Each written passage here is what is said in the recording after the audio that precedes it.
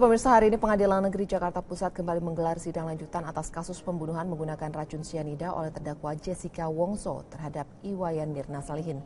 Marcelina, kita akan segera memberikan informasi selengkapnya langsung untuk Anda dari Pengadilan Negeri Jakarta Pusat. Ya Gita, siapa saksi yang akan dihadirkan dalam sidang lanjutan kali ini? Ya, berdasarkan informasi yang kami dapatkan hari ini rencananya akan ada 4 saksi yang dihadirkan dalam sidang lanjutan terdakwa Jessica Kumala Wongso. Keempat saksi tersebut, 2 diantaranya saksi ahli teknologi informasi atau saksi ahli IT, kemudian akan ada lagi saksi ahli forensik serta saksi polisi dari Polsek Tanah Abang Jakarta Pusat yang juga atau ini merupakan polisi penyidik dalam kasus pembunuhan Iwayan Mirna Salihin. Cukup menarik sekali jika kami lihat hari ini dalam ruang persidangan cukup berbeda jika dibandingkan dengan persidangan-persidangan sebelumnya, karena hari ini terdapat layar yang begitu besar sekali karena berdasarkan informasi yang kami dapatkan fungsi dari saksi ahli IT ini untuk menjelaskan lebih detail lagi terkait pendapatnya dan juga pengetahuan ia terkait dengan rekaman CCTV dari Cafe Olivier yang selama ini menjadi salah satu bukti pendukung yang dimiliki oleh pihak dari jaksa penuntut umum. Nantinya dari saksi ahli IT ini akan lebih memperbesar kembali dari rekaman CCTV yang dimiliki oleh jaksa penuntut umum dari Cafe Olivier, dan dikatakan bahwa jika nanti diperbesar dan juga ada pendapat yang dikatakan langsung oleh dari saksi ahli IT ini bisa menggambarkan atau bisa membuktikan jika benar Jessica Kumala Wongso menaburkan sesuatu ke dalam es kopi Vietnam yang diminum oleh Iwayan Mirna Salihin, kemudian akhirnya menyebabkan Iwayan Mirna Salihin ini tewas. Namun ini masih akan kita tunggu, tidak hanya itu nanti akan ada kembali ahli forensik karena sebelumnya yang memeriksa dari jasad Iwayan Mirna Salihin ini ada 2 ahli forensik, sehingga kemarin dalam sidang sebelumnya baru 1 ahli forensik saja yang memberikan keterangannya di depan majelis hakim. Namun hari ini akan ada saksi ahli forensik lainnya yang akan memberikan keterangannya. Dan menarik sekali jika kita melihat dalam proses persidangan selama ini, hari ini menjadi cukup menarik. Mengapa? Karena kalau kita merunut, ini hampir keseluruhan saksi yang dimiliki jaksa penuntut umum sudah sepenuhnya memberikan keterangan. Jadi jika hari ini seluruh saksi yang dihadirkan oleh jaksa penuntut umum hadir dalam persidangan dan memberikan keterangannya, berarti ini menandakan bahwa keseluruhan saksi yang dimiliki oleh jaksa penuntut umum sudah memberikan keterangannya. Berarti ini sudah mencapai titik final dari persidangan terdakwa Jessica Kumala Wongso. Namun tentunya yang masih paling ditunggu adalah bukti otentik, karena selama persidangan 12 kali persidangan yang sudah kita ikuti bersama untuk terdakwa Jessica Kumala Wongso, bukti otentiklah yang paling ditunggu, karena dari keterangan saksi-saksi mereka hanya memberikan pendapat, mereka hanya menyatakan bahwa mereka apa yang mereka lihat, namun mereka belum melihat jika ada kejanggalan atau Jessica Kumala Wongso benar menaburkan sianida. Itu yang benar-benar kita tunggu, karena jika bukti otentik tersebut benar hadir dalam persidangan hari ini, maka majelis hakim bisa jadi ini memutuskan benar Jessica Kumala Wongso bersalah atas pembunuhan Iwayan Mirna Salihin. Tentunya masih kita akan nantikan fakta-fakta persidangan karena ini menarik sekali, begitu banyak sekali saksi yang dihadirkan hari ini, dan kita akan menunggu apakah benar bukti otentik yang dimiliki oleh jaksa penuntut umum tersebut bisa dihadirkan dalam persidangan hari ini. Persidangan akan dimulai sekitar pukul 9.30 waktu Indonesia Barat. Kami sudah melihat bahwa ada jaksa penuntut umum, kemudian juga sudah ada kuasa hukum dari Jessica Kumala Wongso ini sudah hadir dalam persidangan, dan kita akan menantikan seperti apa jalannya persidangan nantinya. Demikian Elvita, saya kembalikan ke Anda terlebih dahulu di studio. Ya, Marcelina, kita terima kasih untuk laporannya. Penganiayaan terhadap guru kembali terjadi, kali ini menimpa seorang guru SMK di Makassar, Sulawesi Selatan. Sang guru menjadi korban pemukulan orang tua siswa lantaran sang guru menegur siswanya yang tidak membawa alat praktek sekolah. Beginilah kondisi Dahrul, salah satu guru mata pelajaran arsitektur di salah satu sekolah menengah kejuruan di kota Makassar, Sulawesi Selatan. Dahrul mendapat tamparan dari orang tua siswanya yang tidak terima anaknya dipukul oleh sang guru. Kejadian ini berawal saat Dahrul menegur sang murid berinisial MA lantaran tidak membawa alat gambar saat mata pelajaran berlangsung. Dahrul mengaku MA mengeluarkan kata-kata kasar sehingga ia memukul muridnya. Beberapa waktu selang kemudian MA menghubungi ayahnya hingga akhirnya terjadi pemukulan antar orang tua murid dan guru.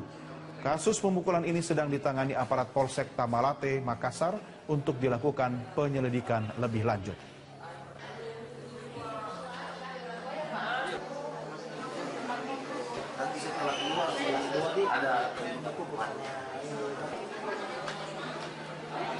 Anda mengikuti news update berita 1 News Channel, saya Doni The Kaiser.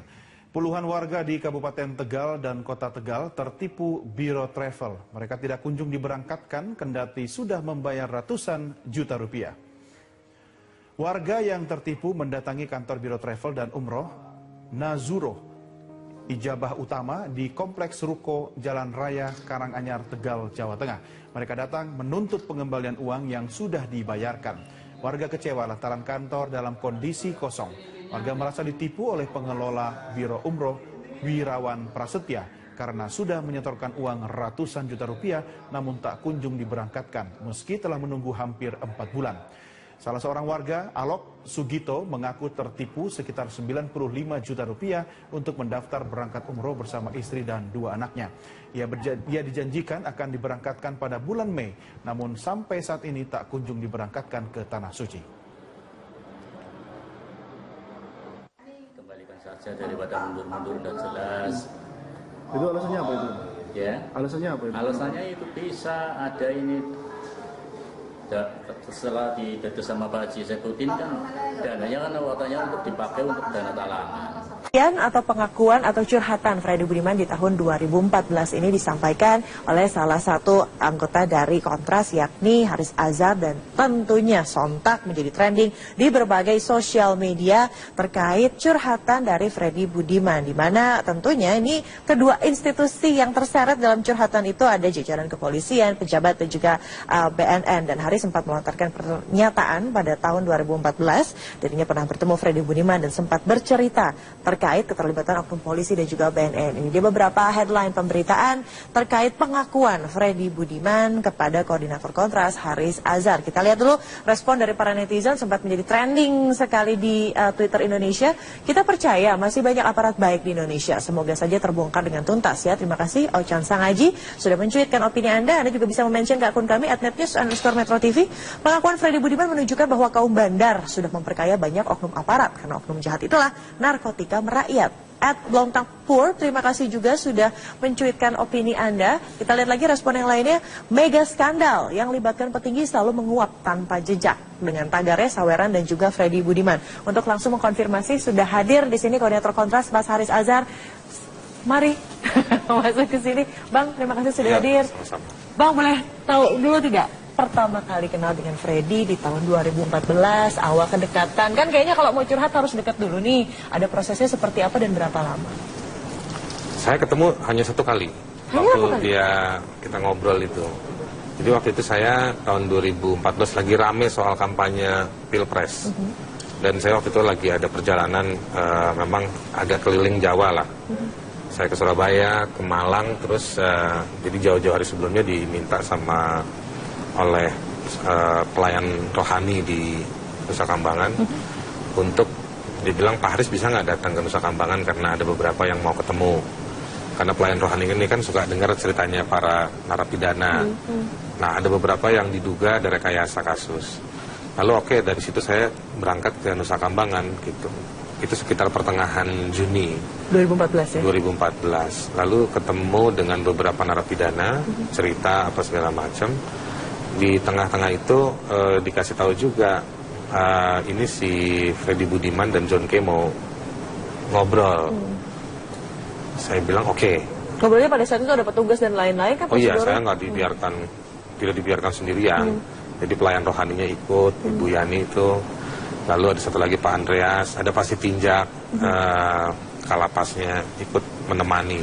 Jadi karena itu bagian dari pengawasan juga kan. Iya.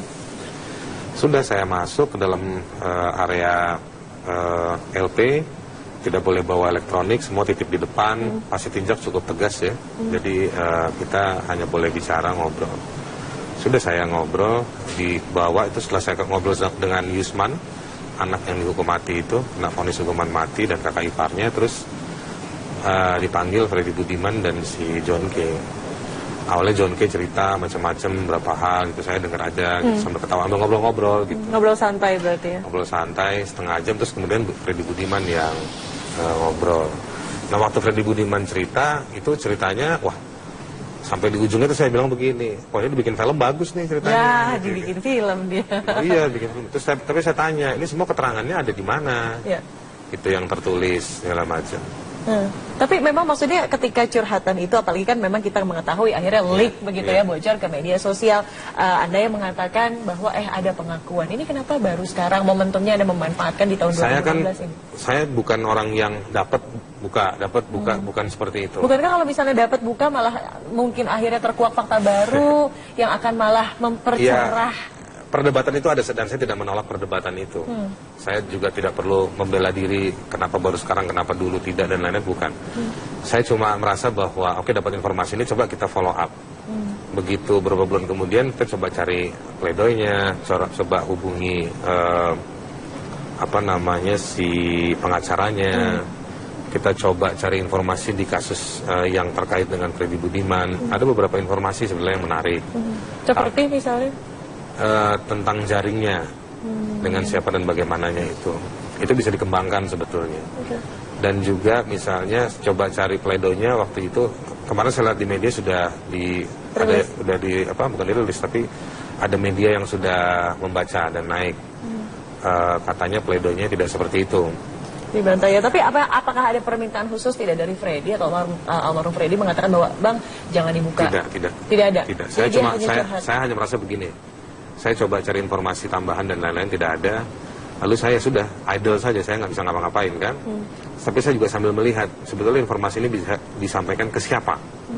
Anda pernah mencoba tidak untuk mengkonfirmasi bahwa yang dia katakan itu apakah memang benar ataupun hanya termasuk itu saya cari dengan siapa saya harus konfirmasi.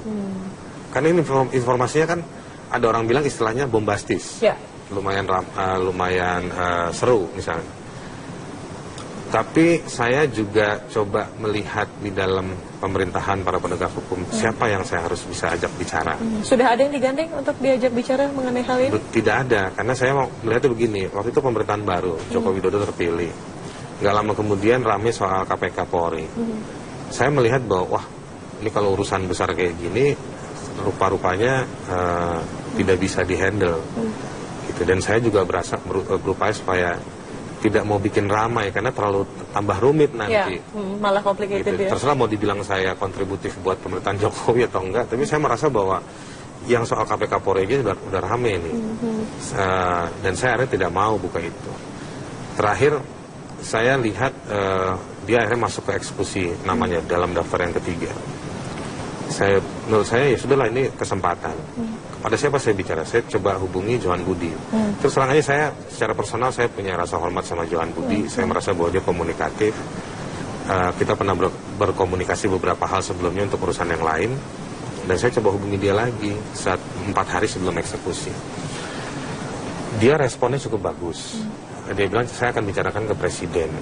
Tapi kemudian dan dia bilang tidak usah bicara ke media dulu. Saya tidak bicara ke media. Hari Kamis saya tunggu ketika ketika harinya sudah diputuskan. Waktu itu kan antara Kamis malam atau Jumat malam. Pagi, ya betul. Akhirnya katanya Jumat malam. Saya telepon lagi Johan Budi, Mas gimana? Saya bilang, iya, dia bilang masih ada kesulitan. Jadi tapi lebih lanjut nanti mungkin teman-teman Metro TV bisa tanya ke dia. Intinya tidak ada perkembangan. Dan memang waktu itu malam itu saya merasa bahwa saya buka atau tidak gitu. Masih ada dilematis pada saat itu untuk membuka atau tidak? Ya, ada dilema dalam artian satu hal ini informasinya cukup besar. Yang kedua saya juga kalau menyimpan ini informasi saya juga ada beban. 2 tahun saya simpan informasi ini. Sementara kita lihat bagaimana misalnya kampanye pemerintah.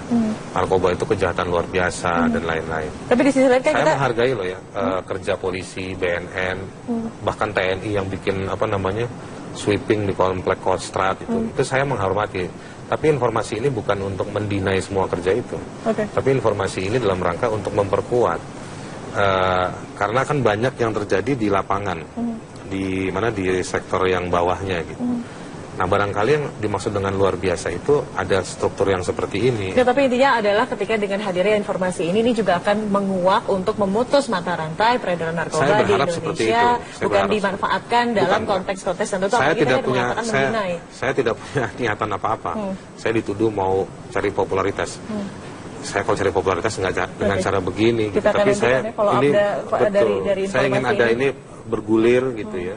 Dan juga akan ada tentunya sanksi-sanksi yang dikenakan bila ada oknum-oknum yang nakal ya. Bila tidak juga saya siap dikoreksi. Baik, terima kasih Mas Haris Azhar, terima kasih waktunya sudah hadir di sini. Dan pemirsa, sukses selalu juga, sehat selalu. Dan netizen pasti akan kembali selepas jeda berikut. Jadi, jika hari ini seluruh saksi yang dihadirkan oleh jaksa penuntut umum hadir dalam persidangan dan memberikan keterangannya, berarti ini menandakan bahwa keseluruhan saksi yang dimiliki oleh jaksa penuntut umum sudah memberikan keterangannya. Berarti ini sudah mencapai titik final dari persidangan terdakwa Jessica Kumala Wongso. Namun tentunya yang masih paling ditunggu adalah bukti otentik. Karena selama persidangan, 12 kali persidangan yang sudah kita ikuti bersama untuk terdakwa Jessica Kumala Wongso, bukti otentiklah yang paling ditunggu. Karena dari keterangan saksi-saksi mereka hanya memberikan pendapat, mereka hanya menyatakan bahwa mereka apa yang mereka lihat, namun mereka belum melihat jika ada kejanggalan atau Jessica Kumala Wongso benar menaburkan sianida. Itu yang benar-benar kita tunggu, karena jika bukti otentik tersebut benar hadir dalam persidangan hari ini, maka majelis hakim bisa jadi ini memutuskan benar Jessica Kumala Wongso bersalah atas pembunuhan Iwayan Mirna Salihin. Tentunya masih kita akan nantikan fakta-fakta persidangan karena ini menarik sekali, begitu banyak sekali saksi yang dihadirkan hari ini, dan kita akan menunggu apakah benar bukti otentik yang dimiliki oleh jaksa penuntut umum tersebut bisa dihadirkan dalam persidangan hari ini. Persidangan akan dimulai sekitar pukul 9.30 waktu Indonesia Barat. Kami sudah melihat bahwa ada jaksa penuntut umum, kemudian juga sudah ada kuasa hukum dari Jessica Kumala Wongso ini sudah hadir dalam persidangan, dan kita akan menantikan seperti apa jalannya persidangan nantinya. Demikian Elvita, saya kembalikan ke Anda terlebih dahulu di studio. Ya, Marcelina Gita, terima kasih untuk laporannya. Penganiayaan terhadap guru kembali terjadi, kali ini menimpa seorang guru SMK di Makassar, Sulawesi Selatan. Sang guru menjadi korban pemukulan orang tua siswa lantaran sang guru menegur siswanya yang tidak membawa alat praktek sekolah. Beginilah kondisi Dahrul, salah satu guru mata pelajaran arsitektur di salah satu sekolah menengah kejuruan di kota Makassar, Sulawesi Selatan. Dahrul mendapat tamparan dari orang tua siswanya yang tidak terima anaknya dipukul oleh sang guru. Kejadian ini berawal saat Dahrul menegur sang murid berinisial MA lantaran tidak membawa alat gambar saat mata pelajaran berlangsung. Dahrul mengaku MA mengeluarkan kata-kata kasar sehingga ia memukul muridnya. Beberapa waktu selang kemudian MA menghubungi ayahnya hingga akhirnya terjadi pemukulan antar orang tua murid dan guru. Kasus pemukulan ini sedang ditangani aparat Polsek Tamakan Saweran dan juga Freddy Budiman. Untuk langsung mengkonfirmasi sudah hadir di sini koordinator Kontras Mas Haris Azhar. Mari masuk ke sini. Bang, terima kasih sudah hadir. Sama-sama. Bang, boleh tahu dulu tidak pertama kali kenal dengan Freddy di tahun 2014, awal kedekatan? Kan kayaknya kalau mau curhat harus dekat dulu nih. Ada prosesnya seperti apa dan berapa lama? Saya ketemu hanya satu kali. Waktu kita ngobrol itu. Jadi waktu itu saya tahun 2014 lagi rame soal kampanye Pilpres. Dan saya waktu itu lagi ada perjalanan memang agak keliling Jawa lah. Saya ke Surabaya, ke Malang, terus jadi jauh-jauh hari sebelumnya diminta oleh pelayan rohani di Nusa Kambangan untuk dibilang Pak Haris bisa nggak datang ke Nusa Kambangan karena ada beberapa yang mau ketemu. Karena pelayan rohani ini kan suka dengar ceritanya para narapidana. Nah, ada beberapa yang diduga ada rekayasa kasus. Lalu oke, dari situ saya berangkat ke Nusa Kambangan gitu. Itu sekitar pertengahan Juni 2014 ya? 2014. Lalu ketemu dengan beberapa narapidana, cerita apa segala macam. Di tengah-tengah itu dikasih tahu juga ini si Freddy Budiman dan John K mau ngobrol. Saya bilang oke. Ngobrolnya pada saat itu ada petugas dan lain-lain kan? Oh iya, prosedurnya? saya nggak dibiarkan, tidak dibiarkan sendirian. Jadi pelayan rohaninya ikut, Ibu Yani itu. Lalu ada satu lagi Pak Andreas, ada pasti tinjak, kalapasnya ikut menemani.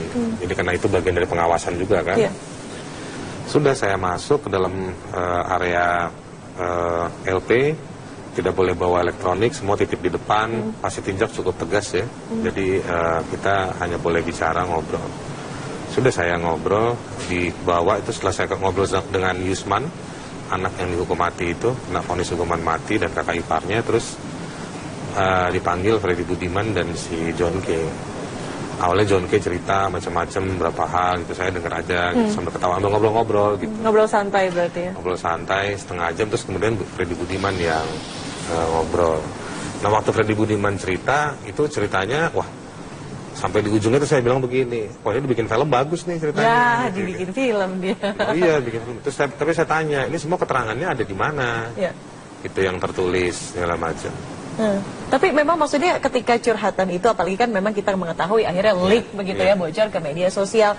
Anda yang mengatakan bahwa ada pengakuan. Ini kenapa baru sekarang momentumnya Anda memanfaatkan di tahun 2016 ini? Saya bukan orang yang dapat buka, bukan seperti itu. Bukankah kalau misalnya dapat buka malah mungkin akhirnya terkuak fakta baru yang akan malah mempercerah? Perdebatan itu ada dan saya tidak menolak perdebatan itu.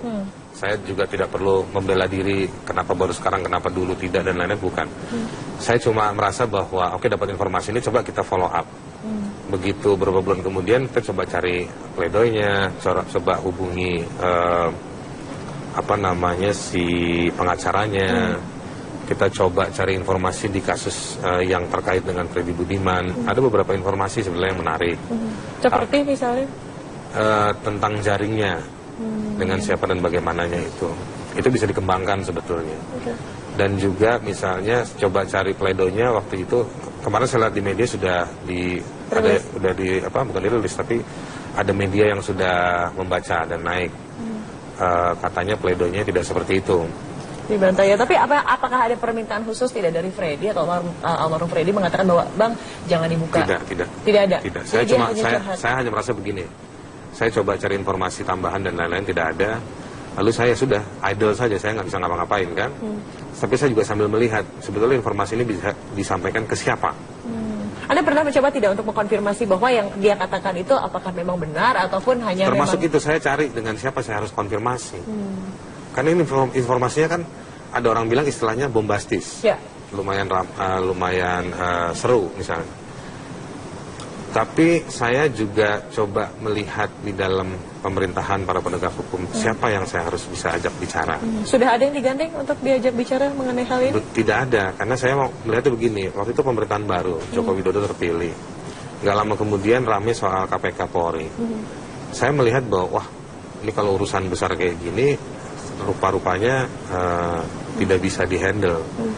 Gitu. Dan saya juga berupaya supaya tidak mau bikin ramai karena terlalu tambah rumit nanti. Malah complicated gitu. Ya. Terserah mau dibilang saya kontributif buat pemerintahan Jokowi atau enggak, tapi saya merasa bahwa yang soal KPK Polri ini udah rame nih. Dan saya akhirnya tidak mau buka itu. Terakhir saya lihat dia akhirnya masuk ke eksekusi namanya dalam daftar yang ketiga. Menurut saya ya sudahlah, ini kesempatan. Pada siapa saya bicara? Saya coba hubungi Johan Budi. Terus terang aja saya secara personal saya punya rasa hormat sama Johan Budi. Saya merasa bahwa dia komunikatif. Kita pernah berkomunikasi beberapa hal sebelumnya untuk urusan yang lain. Dan saya coba hubungi dia lagi saat 4 hari sebelum eksekusi. Malate, Makassar untuk dilakukan penyelidikan lebih lanjut.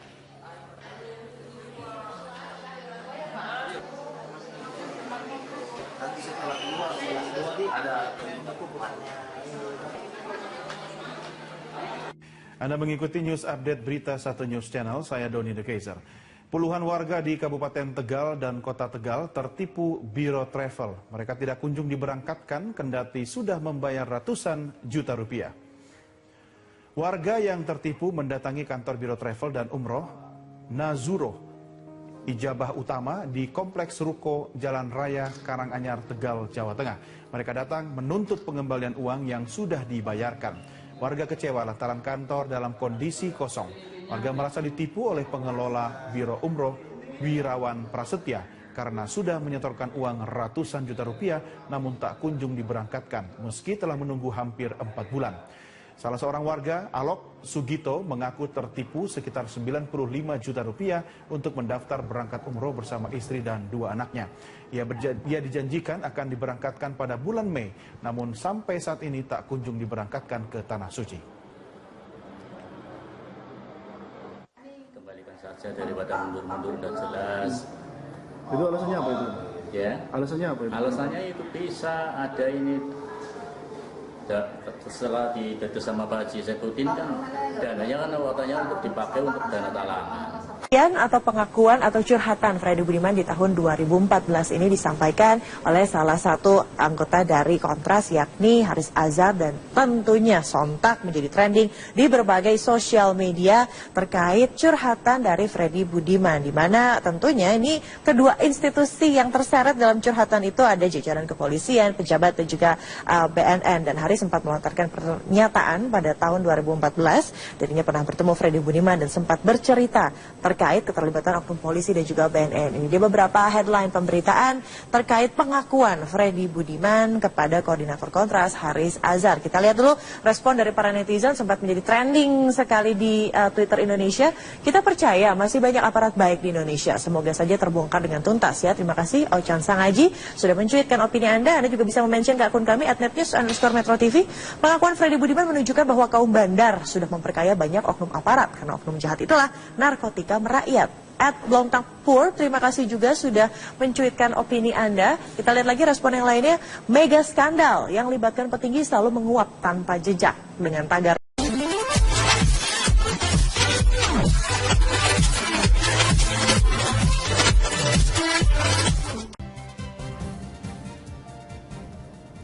Ya, pemirsa, hari ini Pengadilan Negeri Jakarta Pusat kembali menggelar sidang lanjutan atas kasus pembunuhan menggunakan racun sianida oleh terdakwa Jessica Wongso terhadap Iwayan Mirna Salihin.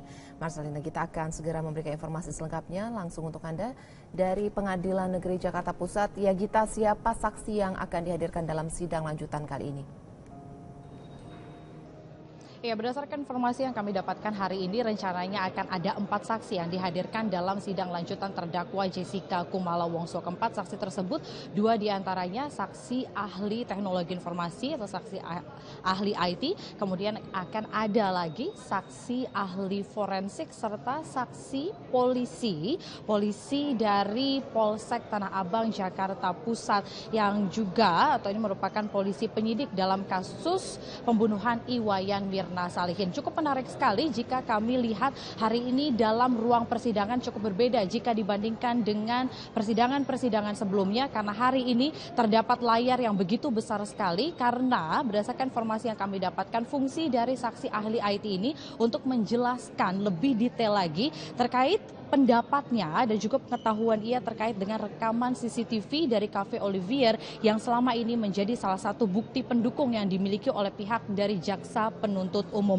Nantinya dari saksi ahli IT ini akan lebih memperbesar kembali dari rekaman CCTV yang dimiliki oleh jaksa penuntut umum dari Cafe Olivier, dan dikatakan bahwa jika nanti diperbesar dan juga ada pendapat yang dikatakan langsung oleh dari saksi ahli IT ini bisa menggambarkan atau bisa membuktikan jika benar Jessica Kumala Wongso menaburkan sesuatu ke dalam es kopi Vietnam yang diminum oleh Iwayan Mirna Salihin, kemudian akhirnya menyebabkan Iwayan Mirna Salihin ini tewas.